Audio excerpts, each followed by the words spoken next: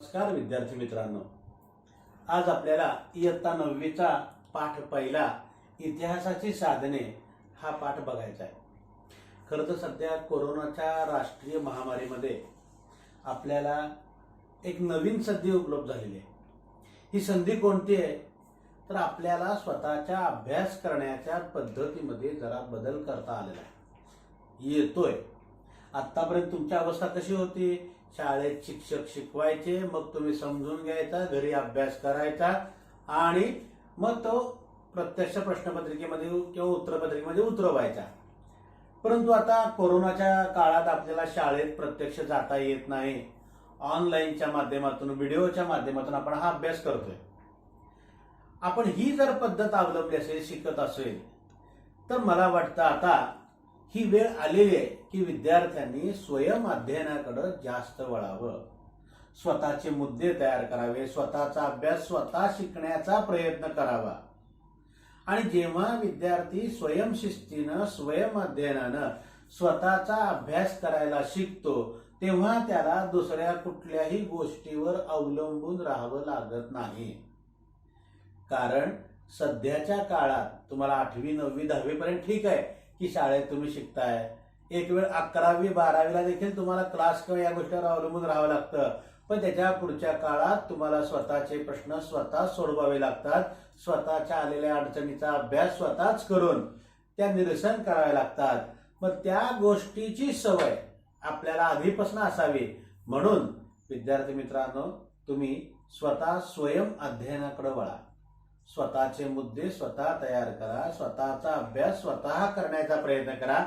कदाचित ही सवय तुम्हाला भविष्यात खूप उपयोगी पडेल, जगण्यासाठी ती नवीन बळ देईल। आता आपण थोडं या पाठाकडे येऊया।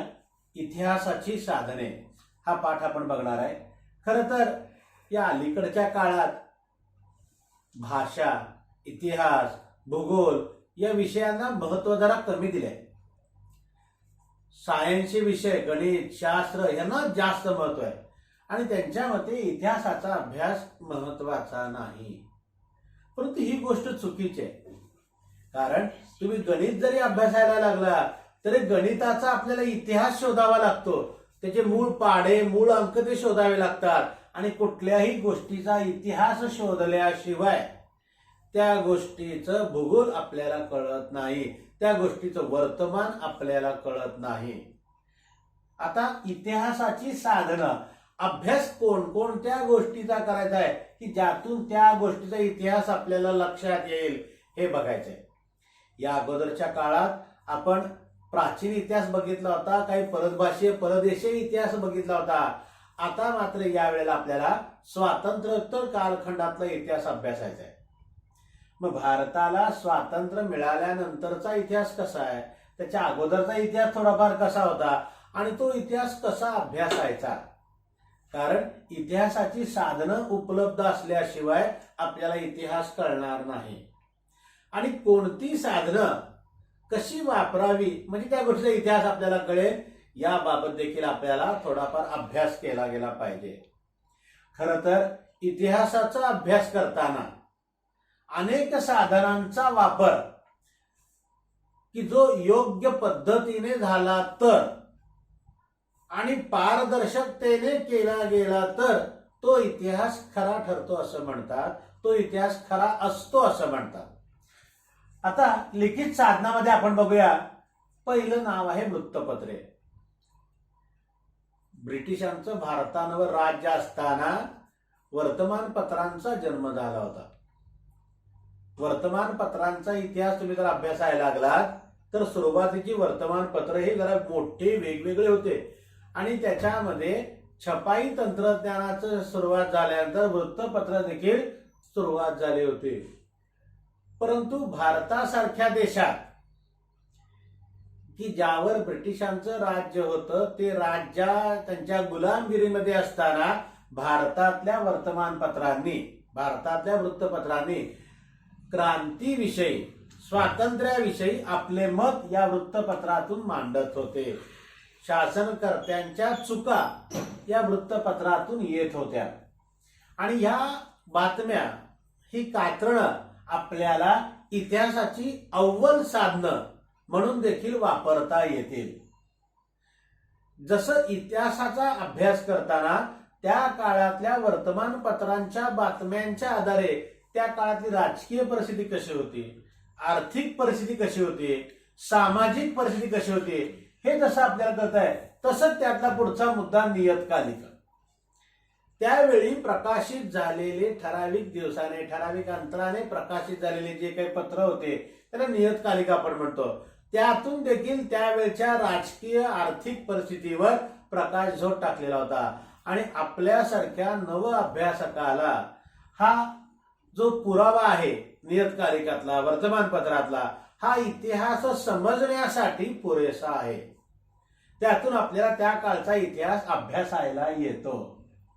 त्यावेळच्या लोकांच्या रोजनिशी डायऱ्या लिहिलेल्या त्यावेळच्या लोकांनी ज्या काही नोंदी केलेल्या होत्या त्या देखील आपल्याला इतिहासाचा अभ्यास करायला उपयोगी पडतात. खरं तर ब्रिटिशांनी जेव्हा मराठ्यांचा शेवटचा पराभव केला आणि शनिवारवाडा त्यांच्या ताब्यात जेव्हा घेतला गेला तेव्हा प्राचीन परंपरेनुसार ब्रिटिशांनी देखील मराठ्यांचा इतिहास समग्र इतिहास जो काही संकलित संपादित केलेला होता तो जाळला होता. विचार करा, एका मोठ्या राजाचा एका मोठ्या इतिहासाचा जो दस्तऐवज होता मूळ दस्तऐवज तोच जाळला गेला होता. परंतु तरी देखील इतिहास अभ्यासकांनी खचून न जाता त्यांच्या आजूबाजूच्या लोकांकडे सरदारांकडे किंवा इतर ठिकाणी असलेल्या उपलब्ध वृत्तपत्रातून रोजनिशीतून किंवा कागदपत्रातून हा मराठ्यांचा इतिहास पुन्हा मांडला गेला. अर्थात सुरुवातीला इतिहास मांडला होता तो ब्रिटिश इतिहासकारांनी मांडला होता. त्यांच्याकडे पूर्वग्रह दूषित मते अनेक होते. मात्र भारतातल्या इतिहासकारांनी ते पूर्वग्रह दूषित मत त्यांची खोडून त्यांना आव्हान देऊन एक अस्सल आणि खरा इतिहास आपल्या लोकांसमोर आणला. त्यामुळे त्यांना जुन्या कागदपत्रांचा अस्सल कागदपत्रांचा इतिहास संशोधनासाठी इतिहास मांडणीसाठी खूप उपयोग पडला होता. पुढचा मुद्दा लिखित साधनामध्ये ग्रंथ. भारतासारख्या देशाला संत वाङ्मयाची मोठी परंपरा आहे आणि संत वाङ्मयातून त्यांनी केलेल्या उपदेशातून अभंगातून काव्यातून त्यावेळच्या लोकांचं राहणीमान कसं होतं, साधं राहणीमान कसं आहे, चांगलं राहणीमान कसं आहे, आध्यात्मिक राहणीमान कसं आहे, हे सगळं ग्रंथ संपदेमधून आपल्याला बघायला मिळत आहे. त्यावेळच्या राजाचं वर्णन, त्यावेळची प्रजा कशी होती, अनेक गोष्टी आपल्याला या ग्रंथाच्या वापरातून ग्रंथाच्या अभ्यासातून आपल्याला त्यावेळच्या इतिहासावर प्रकाश टाकता येतो. त्यानंतर काय पत्रव्यवहार. हा पत्रव्यवहार त्यावेळच्या लोकांनी एकमेकांना केलेल्या पत्रव्यवहारातून देखील त्यावेळचा राजकीय इतिहास कसा होता हे आपल्याला अभ्यासता येत आहे. ब्रिटिश ईस्ट इंडिया कंपनीच्या पत्रव्यवहारातल्या अनेक पत्रातून शिवाजी महाराजांबद्दलचा खूप इतिहास आपल्याला समजला गेला. ब्रिटिशांच्या पत्रव्यवहारावरून आपल्या लोकांच्या राहणीमानात किती त्यावेळची परिस्थिती हलाखीची होती, ब्रिटिशांनी आपल्या लोकांवर किती अन्याय केले, अत्याचार केले हे देखील त्या पत्रव्यवहारामधून आपल्याला कळतंय. एवढंच काय, त्या सुरुवातीच्या पत्रव्यवहारामध्ये एक पत्र असं सापडलं होतं की ब्रिटिश अधिकारी त्यांच्या देशात पत्राने कळवतोय की भारतासारख्या देशात आपल्याला राज्य करणं खूप अवघड आहे. कारण भारतामधल्या लोकांचं राहणीमान, त्यांचं वागणं, त्यांची संस्कृती खूप चांगली आहे आणि ते एकमेकांना प्रेम करणारी, एकमेकांवर श्रद्धा ठेवणारी अशी आहे, एकमेकांना पूरक अशी आहे. त्या पत्राचं उत्तर त्या अधिकाऱ्यांनी असं पाठवलं होतं की ह्यांची संस्कृतीच आपण मोडायची आणि ह्यांची जोपर्यंत संस्कृती आपण मोडत नाही, या लोकांमध्ये जोपर्यंत आपण भांडण लावत नाही तोपर्यंत आपण भारतावर राज्य करू शकणार नाही. आणि ब्रिटिशांनी फोडा आणि जोडा पद्धती वापरली आणि सुमारे 150 वर्ष आपल्या देशावर राज्य केलं. बघा, म्हणजे पत्रव्यवहारातून आपल्या अनेक चुका आपल्याला अभ्यासता येतात, कळतात किंवा समजतात. पुढचा मुद्दा आहे अभिलेखागारातील कागदपत्रे. आता अभिलेखागार आपल्या प्राचीन कागदपत्रांचा एकत्र करून संशोधन करून एकत्र करून ज्या ठिकाणी ठेवलेला आहे त्याला अभिलेखागार असं म्हणतात. भारतातला अभिलेखागार हे नवी दिल्ली येथे आणि आशिया खंडातलं सगळ्यात मोठा अभिलेखागार आहे की ज्या ठिकाणी आपली सगळी मूळ कागदपत्र आपल्याला उपलब्ध मिळतात. ज्यांना अभ्यास करायचा आहे त्यांना आपल्या शासनाने जी वेबसाईट देखील उपलब्ध करून दिली आहे त्या कागदपत्रांचे अनेक फोटो पुरावे आपल्याला बघता येतात आणि आपल्याला त्याचा अभ्यास करता येतो. आणि या अभिलेखागारातील कागदपत्रांमध्ये राष्ट्रात देशातल्या सगळ्या ठिकाणच्या महत्वाच्या नोंदी त्या ठिकाणी आहेत. खरं तर प्रत्येक राज्यात प्रत्येक जिल्ह्यात तिथं अभिलेखागार असतंय, पण त्या सगळ्या माहिती संकलन संपादन या राष्ट्रीय अभिलेखागारामध्ये जाऊन तिथं ठेवलेलं आहे. सरकारी गॅझेट पुढचं सरकारी गॅझेट, या सरकारी गॅझेटमध्ये सरकार दप्तरात नोंदी असलेल्या अनेक कागदपत्रांचा उल्लेख आहे आणि त्याच्या अभ्यासानं आपल्याला अनेक गोष्टीचा इतिहास समजतोय किंवा तो अभ्यासता येतोय. आणि इतिहास संशोधनातील महत्वाची साधनं म्हणजे सरकारी गॅझेट आहे. त्यावेळेचे सरकारी निर्णय, त्यावेळी सरकारने लोकांना कशा पद्धतीने वागितलं, त्यावेळेला कोणती राष्ट्रीय आपत्ती आलती का, काय झालं होतं, हे सगळी नोंद आपल्या सरकारी गॅझेटमध्ये बघायला मिळते. अजून एक वेगळा प्रकार आहे इतिहास साधनातला, लिखित साधनातला, तो म्हणजे टपाल तिकीट. तुम्हाला वाटेल टपाल तिकिटाचा इतिहास काय करणार आहे, परंतु इतिहास फक्त लढाईचाच असतो असं नाही. इतिहास अनेक गोष्टीचा अभ्यासावा लागतो. भारतात टपाल खातं, पोस्ट खातं सुरू झाल्यानंतर ठराविक गोष्टींना विशिष्ट दिवस आले, 200 वर्ष झाले, 100 वर्ष झाले, 50 वर्ष झाले, किंवा त्याने एखादा विक्रमी टप्पा ओलांडलाय की त्यावेळेला त्या गोष्टीच्या आठवणीसाठी त्या गोष्टीचं टपाल तिकीट काढलं जातं. भारतातले जाल कुपर यांनी या टपाल तिकिटाच्या संशोधनामध्ये एक महत्वाची भूमिका बजावली. त्यांनी पहिले संशोधन करून टपाल क्षेत्रात टपाल तिकिटातले वेगवेगळे ओळखी, त्याचे टप्पे, त्याचे बदल आपल्यापुढे मांडलेले आहेत. भारतीय पोस्ट खात्यानं जाल कुपरचं देखील एक टपाल तिकीट काढलेलं आहे. त्यात आकार लहान मोठा, त्याच्यावरचे चित्र, असे वेगवेगळ्या गोष्टीतून आपल्याला इतिहास अभ्यासता येतो आणि यातूनच आपल्याला अनेक गोष्टी शिकता येतात. पुढचा मुद्दा आहे कोश वाङ्मय. विविध प्रकारचे कोश, शब्दकोश, आणि त्या शब्दकोशाच्या माध्यमातून त्याच्या अर्थातून किती प्रकारच्या भाषा आपल्याकडे बोलल्या जात होत्या, किती प्रकारचे लोक येऊन गेले, त्याच्याबद्दलचे वेगवेगळे अर्थ आपल्याला तिथे बघायला मिळत आहेत.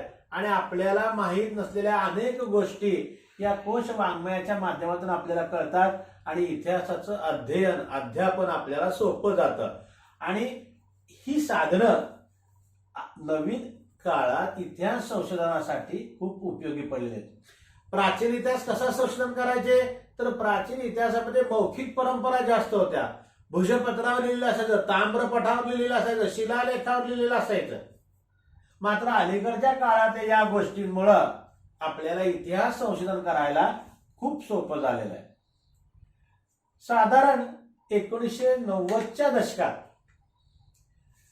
उपग्रह प्रसारण त्याच्या माध्यमातून बातम्या किंवा इतर गोष्टी प्रसारण करण्याचं कार्य सुरू झालं. त्याच्या अगोदरच्या काळात वृत्तपत्र, नियतकालिके याचा प्रभाव जास्त होता. मात्र नंतरच्या काळात उपग्रह प्रसारण केंद्र सुरू झाल्यामुळं इंटरनेटचं महत्व वाढलं आणि इतिहास अभ्यासकांना याच्या माध्यमातून अनेक गोष्टींचा इतिहास कळायला सोपं झालं. हा इतिहास कळताना, इंटरनेटच्या माध्यमातून हा इतिहास कळताना आपल्याला अनेक गोष्टी सोप्या झाल्या. मात्र विद्यार्थी मित्रांनो, आपण एक गोष्ट लक्षात घेतली पाहिजे की इतिहास संशोधन करणाऱ्या संशोधकाला त्या कागदपत्राची अस्सलता, खरेपणा समजून घेणं गरजेचं आहे. ते कागदपत्र खरं आहे का, त्याचा इतिहास सगळा आपल्याला अभ्यास करून घ्यावा लागेल आणि मगच त्याचं इतिहासाचे साधनं म्हणून त्याला वापरता येईल. त्यानंतर होतं ती भौतिक साधनं. ही भौतिक साधनं कशा प्रकारचे होते, तर त्यावेळी वापरले जाणारे नाणे. मध्यंतरी प्रसार माध्यमातून या गोष्टीवर खूप प्रकाश पडला होता की ब्रिटिशांच्या ईस्ट इंडिया कंपनीनं एक नाणं काढलं होतं. त्या नाण्यावर राम, लक्ष्मण, सीता, हनुमान यांच्या प्रतिमा कोरलेल्या होत्या. ब्रिटिशांना देखील भारतीय लोकांची धार्मिकता माहिती होती, त्यांचा देव राम याबद्दल त्यांनाही माहिती होती आणि त्यांनी रामाच्या कार्याचा गौरव त्या नाण्यातून केलेला होता. अर्थात अलीकडच्या काळात तुम्ही जर काही नाणे बघितले देश स्वतंत्र झाल्यानंतरचे, त्या देखील वेगवेगळे पाठीमागची छाप आपल्याला बघायला येतात. काही नाण्यावर कॉमन मध्ये भारताची राजमुद्रा छापलेली आहे, परंतु काही नाण्यावर डॉक्टर बाबासाहेब आंबेडकर आहेत, संत ज्ञानेश्वर आहेत, संत तुकाराम आहेत, असे वेगवेगळ्या महामानवांच्या प्रतिमा देखील नाण्यावर कोरलेल्या आहेत. आणि ती नाणी त्यावेळच्या इतिहासातला अभ्यास आपल्याला देतात किंवा त्यांचं कार्य आपल्याला सांगू शकतात. आता तुमच्या पुढं काही नाणी दिसत आहेत, प्राचीन नाणी आपल्या भारतातील स्वातंत्र्य काळातले, काही पूर्वीचे.